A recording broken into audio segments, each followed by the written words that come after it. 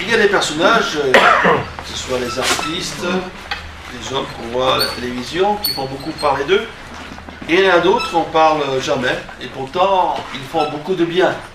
Ce sont les secouristes, les sauveteurs, les pompiers. On ne pense pas beaucoup à ces gens-là. Si, ils vont passer pour les calendriers ces jours-ci. Alors les pompiers, risquent de leur vie, ils vont sauver quelqu'un qui est là dans l'immeuble en flammes, et certains sont morts en allant au secours d'une autre personne. Il y a aussi tous les secouristes, lorsqu'il y a toutes ces catastrophes, ces tremblements de terre, ces inondations, ces raz-de-marée, il y a ces beaux, on voit du monde entier des secouristes qui viennent là et qui font tous leurs efforts pour sauver des vies. Et lorsqu'il y a un tremblement de terre, là on écoute pour voir s'il y a quelqu'un qui a la voix, et puis on met tous les moyens pour sauver cette personne. Et quelle joie lorsque quelqu'un a été sauvé, arraché des décombres. Et on pense aussi à bien d'autres personnes, le SAMU, qui à toute heure du jour et de la nuit, ils sont dévoués, le service d'urgence, nos infirmières, qui font tout pour sauver les vies. On doit être reconnaissant pour cela. Amen. Ouais, on parle beaucoup de certaines personnes et pas beaucoup d'autres, alors que ces personnes, elles se dévouent pour le salut des autres. Elles viennent au secours de ceux qui sont en danger. On va parler du secours, justement. Jésus est celui qui nous secourt, qui nous arrache au danger. On va voir ce thème du secours, et il est évident qu'aujourd'hui qu'il y a beaucoup de personnes qui sont en détresse. Il y a les détresses morales, c'est important, dépression nerveuse, pensées suicidaires, des personnes qui sont en difficulté, qui ne savent pas quoi faire, et si je les rencontrais, je leur disais, eh bien écoutez, il existe des numéros de téléphone où vous pouvez appeler lorsque vous êtes vraiment abattu, lorsque ça ne va pas du tout. SOS Désespoir et d'autres téléphones, des moyens où on peut demander l'aide et les secours. Voilà. Simplement, il y en a qui passent par des moments de dépression à cause d'une séparation, peut-être quelqu'un qui a perdu l'emploi ou qui a une fragilité et qui, à cause du stress, est en pleine période vraiment là. Elle ne sait plus quoi faire.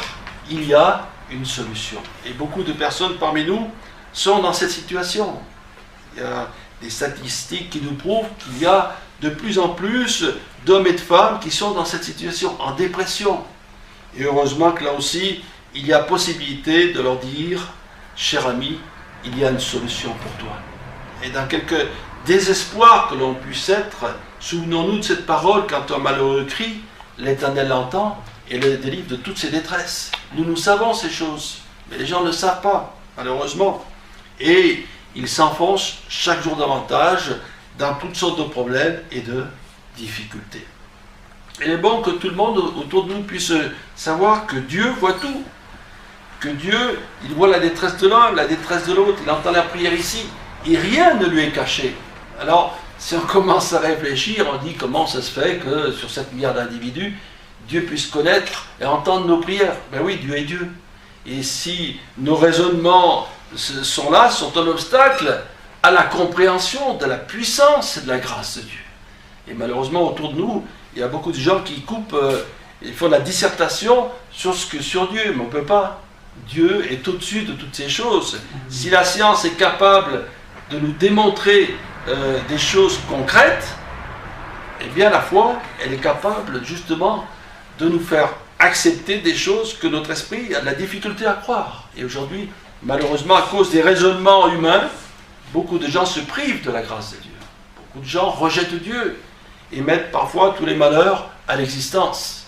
Alors on va voir dans la parole de Dieu justement comment plusieurs fois, il faut dire que dans les évangiles, on retrouve beaucoup d'interventions du Seigneur. Quand on lit le livre des psaumes, le mot secours est souvent employé.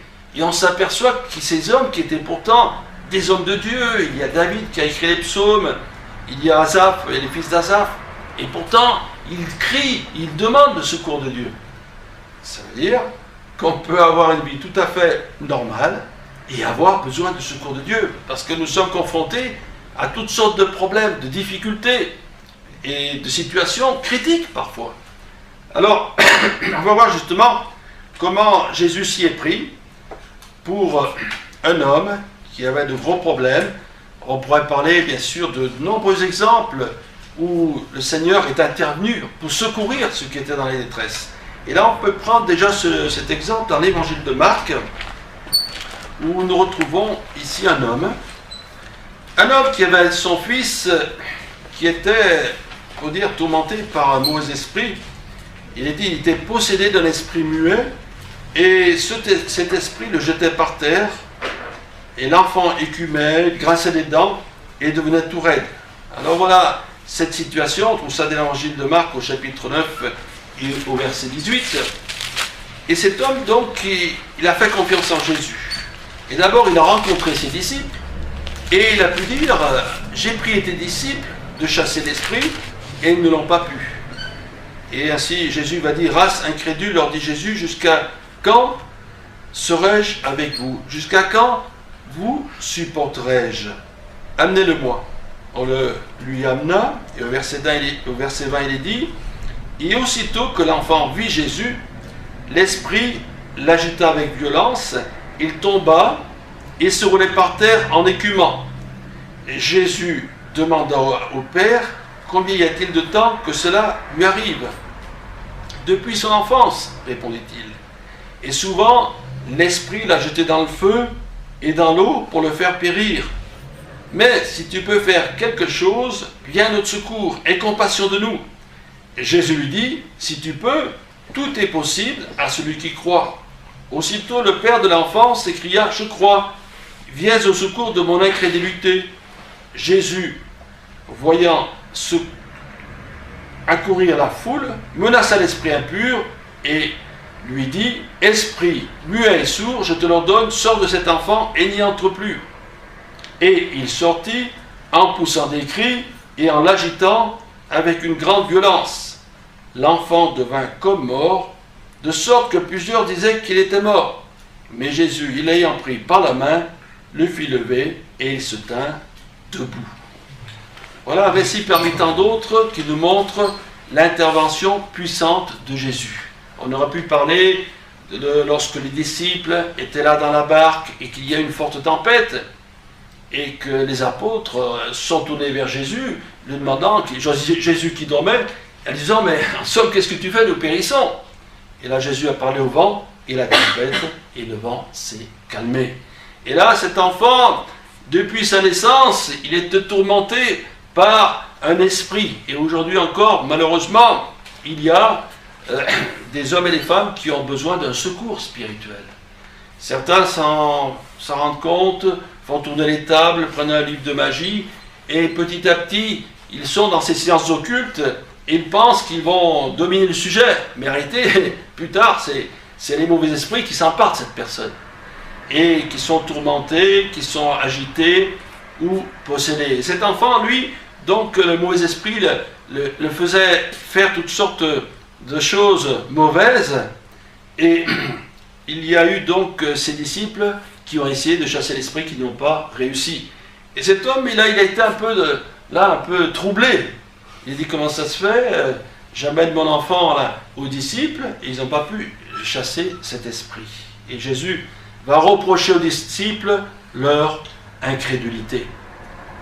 Et parfois, ce qui empêche, bien sûr, le Dieu d'agir, c'est l'incrédulité. Et même cet homme qui était sincère va dire à Jésus, il va faire cette prière, et il va dire, il va faire cette prière, je crois, viens au secours de mon incrédulité.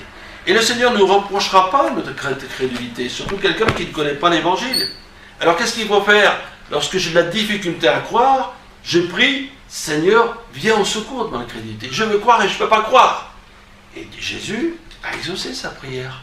Jésus a guéri cet enfant. Donc il y a cette nécessité de reconnaître quand nous sommes dans cette situation où nous avons de la difficulté à croire. Alors, il y a un psaume, justement, qui est un encouragement. Le psaume 121, j'espère qu'il y a beaucoup de textes que vous pourrez trouver dans la parole de Dieu, qui nous parlent du secours de Dieu. Dans le psaume 121, il est dit, je lève mes yeux vers les montagnes, d'où me viendra le secours? Le secours me vient de l'Éternel, qui a fait les cieux et la terre. Il ne permettra point que ton pied chancelle. Celui qui te garde ne sommeillera point. Il ne sommeille ni ne dort celui qui garde Israël. Voilà déjà une première chose en méditant ce texte et ces quelques paroles.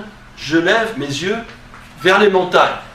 Alors, les montagnes, ça veut parler de deux choses différentes. Soit c'est une montagne de difficultés et quelque chose qu'on dit, mais ce problème, il est trop grand. C'est quelque chose d'impossible. Moi, je me sens tout petit à côté de ce problème. Soit c'est le contraire. Soit la montagne nous parle, soit comme si quelqu'un était dans une grande vallée et qu'il y avait une montagne très haute, et puis il regarde la montagne et dit, ben moi je suis tout petit là, s'il y a un rocher qui tombe, je suis mort. Il est dans la crainte. Et c'est vrai que lorsqu'on est dans un grand danger, il y a comme une montagne qui apparaît, et on dit, ça y est, c'est fini, je ne veux plus m'en sortir. Mais la montagne nous parle aussi de l'intervention de Dieu. C'est sur les montagnes qu'il s'est passé des grandes choses. Moïse est monté sur le mont Sinaï, et c'est sur la montagne qu'il a eu l'étape de la loi.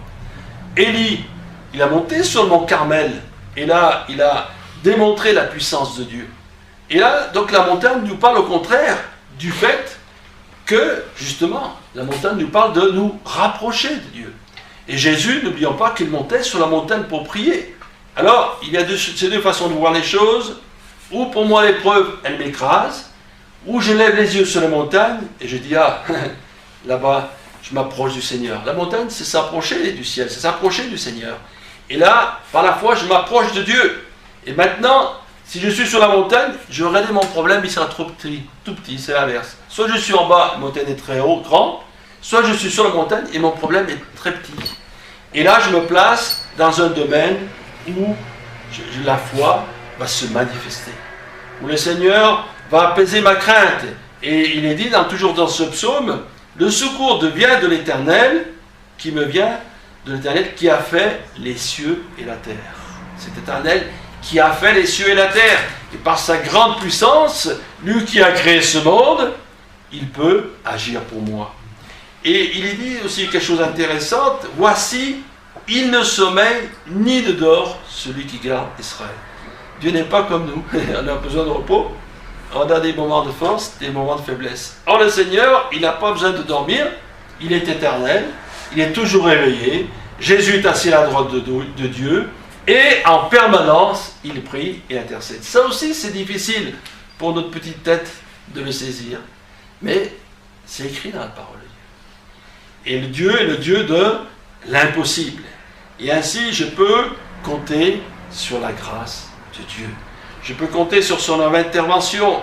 Rien n'est impossible à Dieu. Et que ce soit dans un domaine ou dans l'autre, lorsque j'ai besoin d'un secours, ça peut être un secours dans ma vie sociale, dans ma vie professionnelle, un secours matériel. Qu'est-ce que dit Jésus dans l'évangile de Matthieu?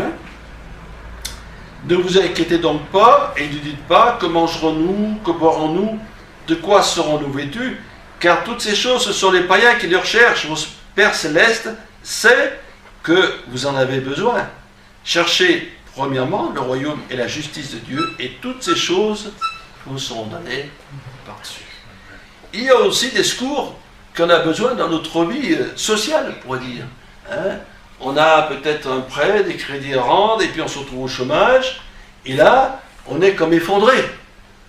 On a besoin d'un secours. Eh bien, mettons notre confiance dans cette parole, que Dieu pourvoit à nos besoins. Pour ma part, lorsque j'ai eu un gros problème de ce genre-là, j'ai pris ce verset, je le prenais tous les jours, je disais, Seigneur, toi, tu as dit cela, maintenant, je désire que tu le mettes en pratique. Et effectivement, j'ai eu du travail après, et toutes sortes de portes qui se sont ouvertes, les portes du Seigneur, il est là. Mettons notre Dieu en premier, croyons qu'il est tout puissant, et nous verrons de grandes choses se réaliser. Amen. Maintenant, il y a un autre domaine où nous avons besoin du secours de Dieu, c'est lorsque on réalise notre péché, notre misère. Il y a un jour dans notre vie, et ça a été sûrement pour vous, pour moi aussi, ou des personnes qu'on rencontre. Vous voyez quelqu'un qui est tout triste, il dit ça va pas, et il n'ose pas vous expliquer ce qui se passe, parce qu'il n'a pas l'habitude de ces choses-là. Et c'est vrai que dans beaucoup de lieux religieux, on ne parle pas du péché, ni de la repentance, ni du fait qu'on peut être triste à cause de nos péchés. Et si c'est un ami qu'on peut bien lui parler, il va nous dire que je ne comprends pas, je pense toujours à ça, je pense à des choses que j'ai faites qui n'étaient pas bien, j'ai volé, je me suis mis en colère, j'ai fait toutes sortes de choses mauvaises, et Dieu me les montre que c'est comme si j'étais là. Alors qu'est-ce qu'il faut que je fasse maintenant? Et je suis accablé par le poids de mes péchés. Ça arrive. Vous avez un exemple dans la Bible, c'est Judas, qui lui aussi a été accablé par ses péchés, mais il n'a pas fait la bonne chose. Hein? Lui, il s'est suicidé, ce n'est pas quelque chose qu'il faut faire. La Bible nous dit que nous sommes notre corps le temple du Saint-Esprit, nous n'avons pas le droit de le détruire.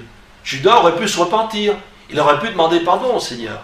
Or, si quelqu'un il est dans cette situation, vraiment dans une détresse extrême à cause de son péché, il y a le secours de Dieu. Il y a le pardon du Seigneur Jésus-Christ. Amen. Jésus est venu comme sauveur et nous pouvons être sauvés. Nous pouvons être libérés du pouvoir du péché.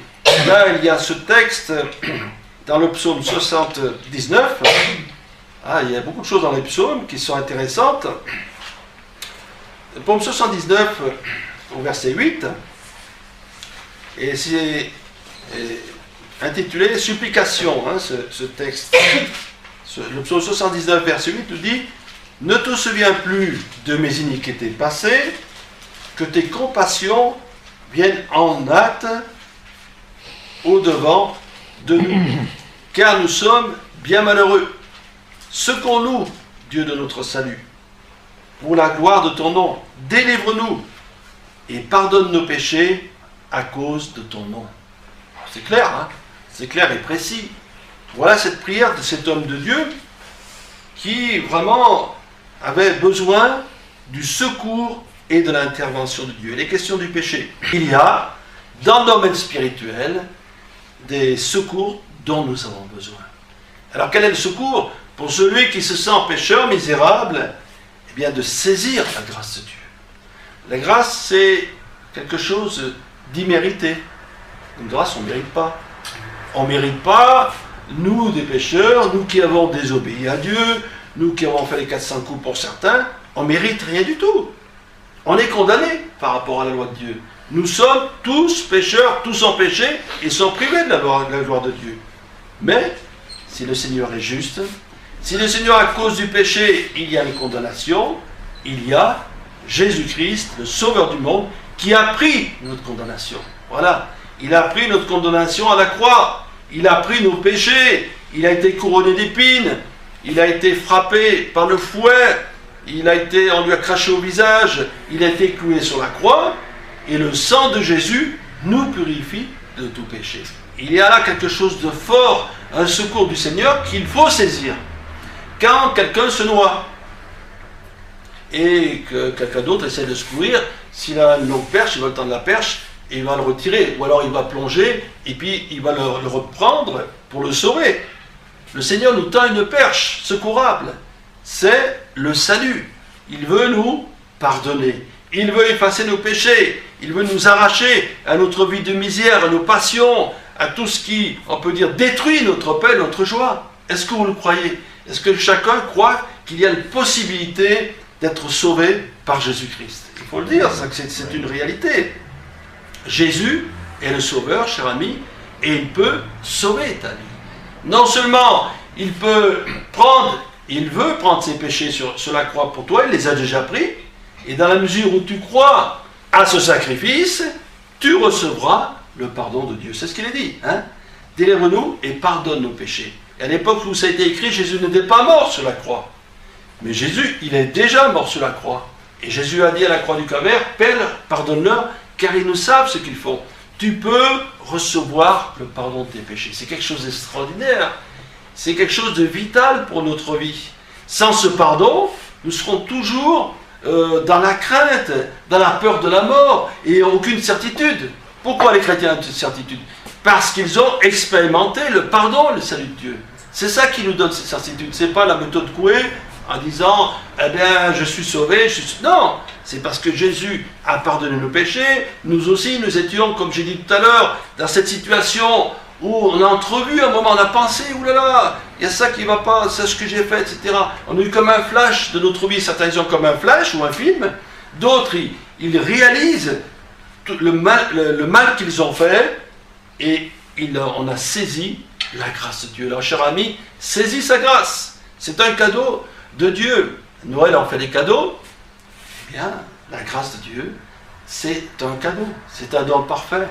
Tout don parfait, toute excellence nous vient des Pères de lumière, chez lesquels il n'y a ni changement, ni honte de variation. Il dit tout don, et notre traduction dit tout cadeau parfait. Dieu nous fait des cadeaux. Un cadeau gratuit. Ce cadeau reflète l'amour de Dieu. Quand on voit ce cadeau, on réalise l'amour de Dieu qui a envoyé Jésus-Christ pour nous sauver. Voilà un secours qui est important. Et j'espère que beaucoup de personnes, elles vont saisir la perche de l'évangile. On va leur dire, voilà, c'est ça c'est l'évangile. Et ils vont s'accrocher et on va prier, on va les tirer dans la prière pour qu'ils viennent au Seigneur. Et plusieurs vont avoir leur vie transformée. On ne peut jamais être heureux tant on n'a pas été pardonné de nos péchés et délivré de la puissance du péché. Toujours deux choses importantes. À la fois, pardonner de notre vie passée. Jésus a dit, venez à moi, vous tous qui êtes fatigués et chargés, je vous donnerai du repos. Mais aussi, être délivré de la puissance du péché.